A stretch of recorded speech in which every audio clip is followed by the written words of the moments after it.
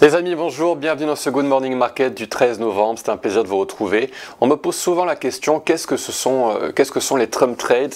Eh bien en fait ce sont des trades qui vont être adaptés à l'incertitude qui baisse et à un dollar qui monte.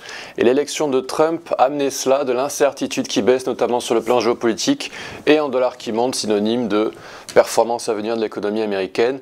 Et donc tout cela, ça pèse sur le gold et sur le prix du baril, mais par contre ça favorise les actifs risqués. Et on va peut-être avoir un petit problème l'année prochaine avec éventuellement une inflation qui refusera de baisser. Et souvenez-vous, un des moteurs de la bourse en général depuis plusieurs mois et années, c'est la confiance qu'ont les investisseurs dans les banquiers centraux. Et donc cette baisse des taux a rassuré les investisseurs. Et si jamais l'inflation devait un petit peu bloquer, refuser de baisser, avec notamment des incertitudes autour d'une communication entre Trump et Powell, eh bien ça pourrait causer une petite pression baissière dans les prix sur les actifs risqués. Mais on en parlera régulièrement dans le GMM. On a les contrats à terme du VIX qui sont à 15,6, on s'oriente vers 14,7, c'est le support horizontal, et on pourrait descendre à 11,8 qui est une cible algo. Alors voilà, les marchés sont relativement calmes, ça respire un petit peu par rapport à l'événement de la semaine dernière. On a le S&P 500 qui a baissé hier de 0,29%, qui est baissier ce matin de 0,32%. On pourrait avoir une petite correction, on va en parler aujourd'hui. Alors, cette vidéo elle va être chargée, hein. On va parler de Bitcoin, du gold, des indices. Donc elle risque de durer un petit peu plus longtemps, mais elle va être très intéressante, restez avec nous. Alors, côté calendrier du jour, chers amis, nous avons l'IPC américain à 14h30 avant l'ouverture. Donc voilà, les investisseurs vont commencer à regarder ce qui se passe au niveau de l'inflation. Est-ce qu'elle va reprendre à la hausse? Alors évidemment, la politique de Trump, il va y avoir un lag. Elle va mettre beaucoup de temps avant de se mettre en place et que éventuellement, au bout d'un moment, on ait des résultats sur l'inflation. Donc, mais petit à petit, voilà, les investisseurs vont commencer à la regarder de plus près. Alors aujourd'hui, elle est publiée à 14h30, on aura des banquiers centraux par la suite, et à 22h40, les stocks de brut venant de l'API. Alors j'ai un petit graphique à vous montrer avant toute chose. On va regarder les pages internet. Donc le 20 novembre, dans une semaine pile, on a les expirations du VIX. Pas mal de gens me disent que les marchés sont exubérants, il y a de l'avidité. Mais bon, dans le Fear and Greed Index, on est juste dans le petit tiers haut de la case Greed, on n'est pas en Extreme Greed, donc il n'y a pas vraiment d'euphorie, voilà le mot que je cherchais tout à l'heure, il n'y a pas vraiment d'euphorie.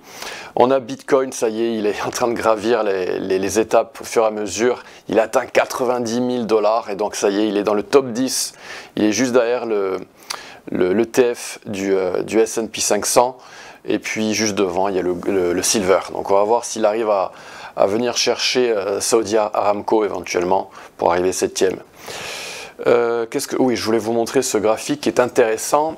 C'est le S&P 500 de 2016 comparé à 2024, juste avant et après l'élection américaine. Et vous voyez que voilà, on a encore une marge de hausse pour suivre la courbe bleue de 2016. Par contre, on a démarré en anticipation. Si vous regardez ça sur le plan annuel, on a démarré l'anticipation. Le marché anticipait un petit peu la victoire de Trump et donc il est parti à la hausse, notamment dans les actifs risqués et le S&P 500. On bascule dans Xstation et on va commencer notre analyse du gold. Alors je vais essayer d'être rapide, mais en même temps complet.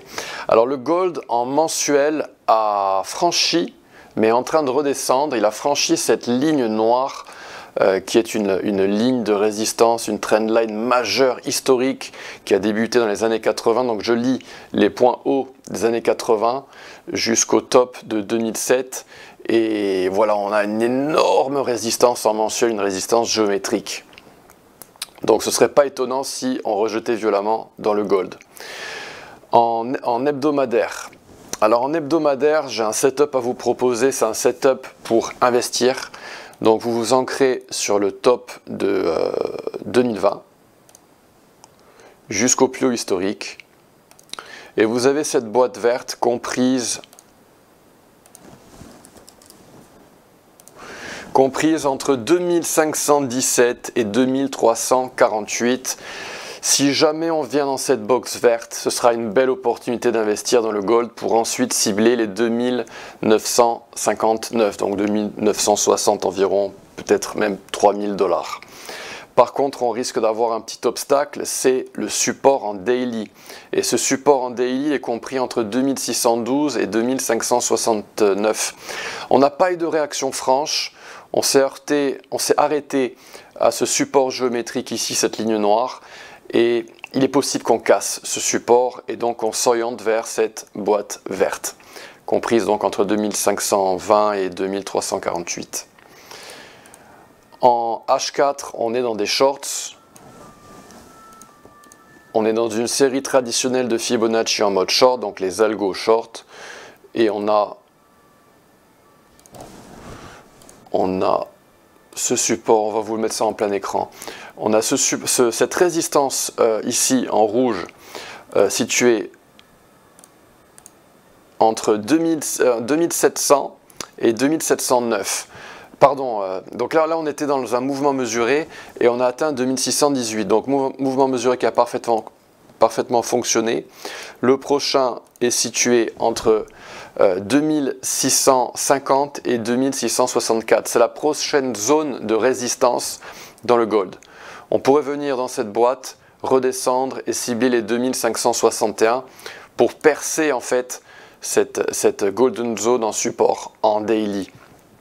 Si jamais le gold venait à monter et casser cette boîte rouge, si le prix du gold venait à casser 2714, voire 2720, eh bien ce serait un signal haussier et ce signifierait que le creux en daily est effectif et donc on ciblerait les 2878. Donc voilà, il y a un setup en daily qui permettrait d'aller tout là-haut. Pour cela, il faudrait casser cette golden zone opposée en H4. Et si jamais on devait casser cette golden zone située à 2560 en daily, eh bien on s'orienterait vers notre boîte verte, ici située entre 2517 et 2348. Alors, concernant notre ami Bitcoin, donc là on bascule dans les actifs risqués. Alors Bitcoin, en mensuel, est en train de revenir toucher notre fameuse trendline que l'on avait en mensuel, qui était une ligne de tendance qui supportait les prix, mais qui par la suite a servi de résistance. Et là on y retourne. Est-ce qu'on va réussir à faire un dernier moonshot et atteindre les 100 000 $, une valeur psychologique, voire 136 000 $, une cible algo en log? Eh bien ça c'est l'avenir qui va nous le dire. Pour ce faire, on aura besoin de support, notamment venant des algos. On a atteint une cible, souvenez-vous, c'est un setup, un trade que je vous avais proposé. Donc on a atteint une cible à 84 000 $. On est en train de la perforer, on est en train de monter grâce à des algos qui sont situés en daily et en H4. Et en daily, voilà le prochain setup que j'ai à vous proposer. Il n'est pas sûr que Bitcoin veuille descendre parce que Bitcoin en fait est entré dans une phase où il doit monter mais en ligne droite, direction les 100 000 sans s'arrêter. Alors si jamais on avait cette opportunité, elle serait en or. Vous vous ancrez sur le top, ici c'était le top d'octobre 2024. Donc vous vous ancrez sur ce top, avec la touche Shift, jusqu'au plus haut historique. On va faire afficher le retracement des 38%. Et voilà le prochain support dans Bitcoin, il va être massif entre 83 650 et 79 780 pour cibler 94 000 $. Il est possible que Bitcoin ne veuille pas chercher ce retracement, donc à surveiller. Un petit mot sur les vagues d'Elliott. On est au sein de la vague 5 en macro, donc voilà, tout est très propre. On a fait une petite vague 1, une deuxième vague, une minuscule vague 1, une minuscule deuxième vague, avec un biseau haussier classique d'une formation en 1-2, 1-2. Et on a explosé à la hausse au sein de la vague 3 de la vague 3, de cette vague 5 énorme. Et pour l'instant, voilà, on est dans la phase la plus pentue en théorie. On pourrait redescendre par la suite pour une minuscule vague 4, terminer la vague 3 et ensuite faire la vague 4, la vague 5 au sein de cette vague 5 qui est la dernière phase de Bitcoin pour la hausse pour atteindre les 100 000 voire les 136 000 $. Donc ici voilà, j'ai calqué mon décompte Elliotiste sur mon analyse algo de Fibonacci et donc on pourrait grimper jusqu'à 136 000 $ et aller chercher le haut de ce canal haussier dans Bitcoin. Si vous voulez en apprendre plus sur les vagues d'Elliott, évidemment je vous conseille le livre de Prechter, de Elliott Wave Principle, très enrichissant, très simple à lire, il est en anglais mais il est simple à lire. On va parler maintenant du S&P 500, un dernier mot sur le S&P 500. Alors le S&P 500, bon, on en a parlé plusieurs fois, il est dans une série traditionnelle de Fibonacci, donc ça on l'a vu à plusieurs reprises. Donc il a fait un premier mouvement mesuré qui a été tradé. Comme il a été tradé, on pouvait se permettre de tracer notre retracement de Fibonacci numéro 2 pour un mouvement mesuré numéro 2. On avait, souvenez-vous, atteint juste avant l'élection présidentielle le retracement des 38% à 5727, mais c'était très précis comme d'habitude avec les indices. On a bondi et où est-ce qu'on a été? Jusqu'à 6049 $. C'est un setup que je vous avais proposé dans l'analyse matinale. Et donc comme on a atteint cette cible, eh bien, on peut s'attendre éventuellement à un mouvement mesuré numéro 3. Donc je m'ancre sur le plus bas juste avant les élections jusqu'au plus haut historique, le top récent. Et si on devait avoir... Attendez, je ne me suis pas bien ancré là.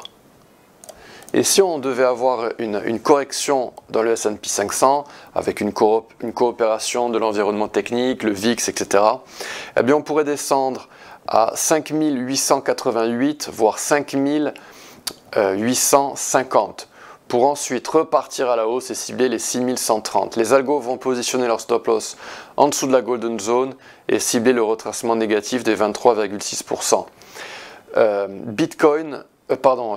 Le S&P 500 pourrait uniquement se contenter du retracement des 38% car il est très haussier actuellement et le retracement des 38% est situé à 5927.